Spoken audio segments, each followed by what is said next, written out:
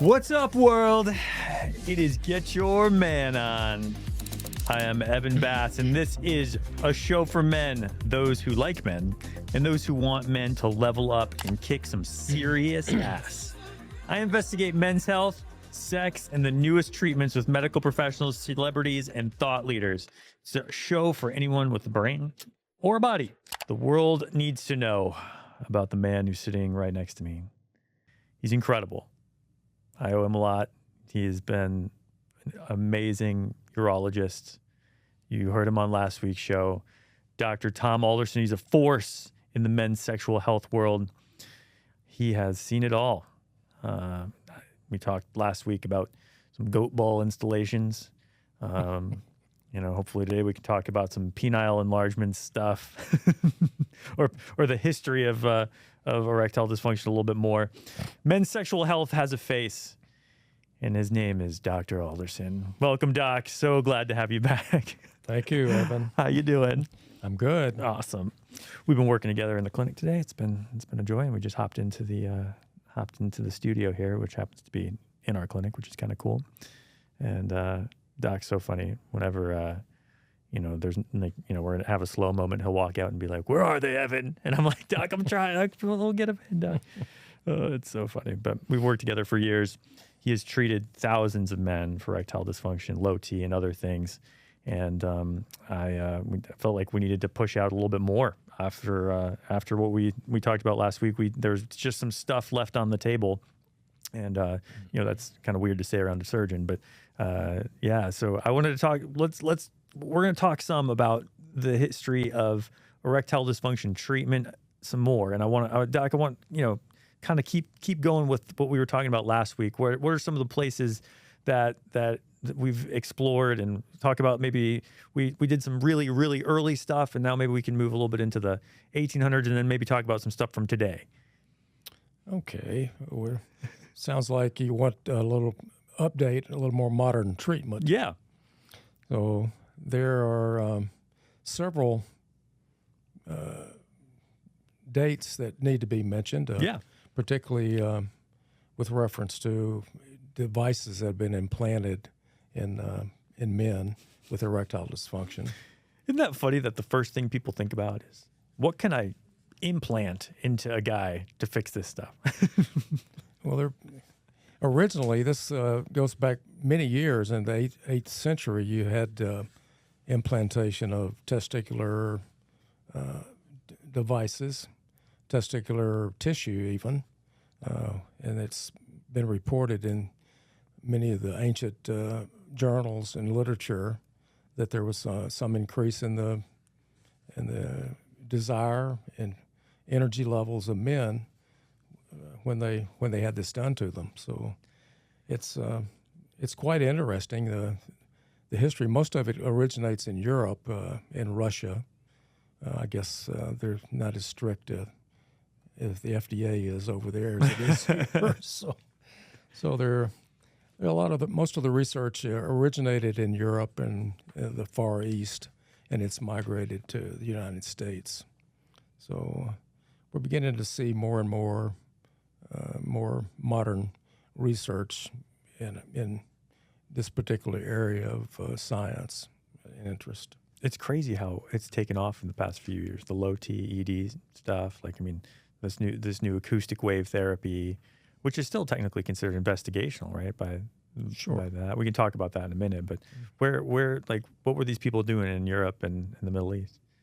Oh, they have the original prosthesis was inserted by a Russian by the name of N.A. Borges. He wasn't Russian. He was German, and he fixed a prosthesis and constructed it in 1936. And it was originally for assistance in urination, but eventually he adapted it to the use of it with intercourse. So wait, what was it? He fashioned a penis, or constructed a penis of wood, and so wait, where would this go? Well, it started out as scaffolding somewhat, for the penis. And then from there, it moved on to subcutaneous tissue in the penis. And then from there, they went further and further with their investigations and then started implanting it into the corporal tissue itself. Oh my gosh. So I can't imagine the infections.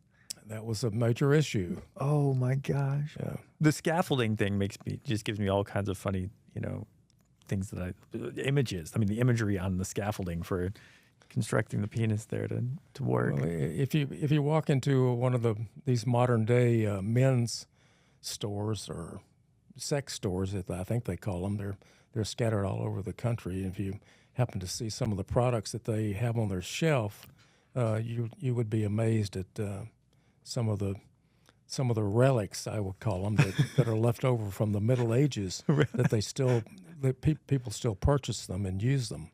Oh my God! So it's amazing. Most of them are external devices, naturally, because there's no FDA approval or anything. It's just a sex toy, I guess you would call it. Well, we should go get the first sex toy FDA approved. Let's go for it.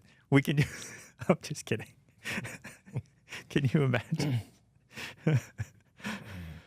So all right. So we got a guy making a wooden penile prosthesis and then scaffolding and then putting it subcutaneous, which is in the skin, like underneath the skin. Oh my gosh.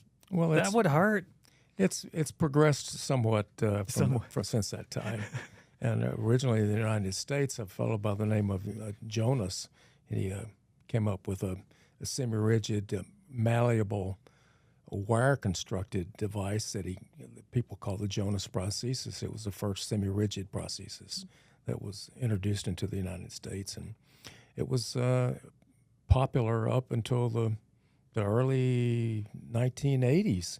It was even being used until research got underway for newer synthetic materials that were not as reactive, didn't become infected, or had a more natural appearance, was easier to conceal, more bendable. So there's quite a history out there, beginning from the wooden penis up to a malleable up to the Jonas prosthesis.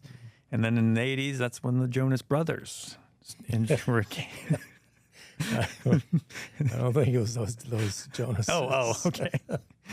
I thought I heard about them in an article. No, okay.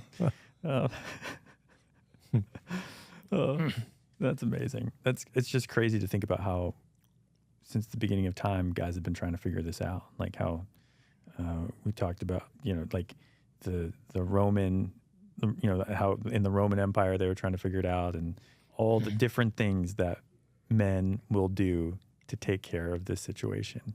And I love that, we were starting to really take this seriously and understand, how it can affect not just, obviously having sex, but also a person's, psyche and relationship and all that stuff. And so, I mean, how often do you see guys that just get so excited, after getting this treatment and have their lives change? I mean, is that something that you see frequently?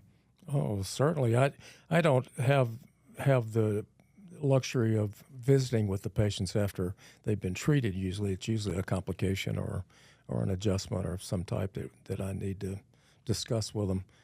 But I usually don't have that opportunity. But I do get feedback from the people that take care of that. Sure. That they're very happy with it. Yeah. I know. These patients love Dr. Alderson. If you want to go to a clinic to get your ED or low T treated, you can go to getyourmanon.com and find a clinic near you that will take care of you with erectile dysfunction, low T treatment, some weight loss treatment. Go check it out. Dr. Alderson's, bounce around the country. You can call and ask, hey, is Dr. Alderson going to be there? And, they'll try to tell you when, you just never know. But, you never know what you're going to get. But, all right. So when we come back, Dr. Alderson will join us to talk about some more testosterone treatments, ED treatments. We are going to absolutely dive into what's working the most, what the urologist, Dr. Tom Alderson, has seen what he really loves to use, what he doesn't like to use, and we'll talk a lot about that. So go to getyourmanon.com if you have a secret confession for the world to hear. Click that big button in the middle of the page and leave us a voicemail that we will play on the show. If you want to get something off your chest, you just go for it. We will try to answer those questions. We will be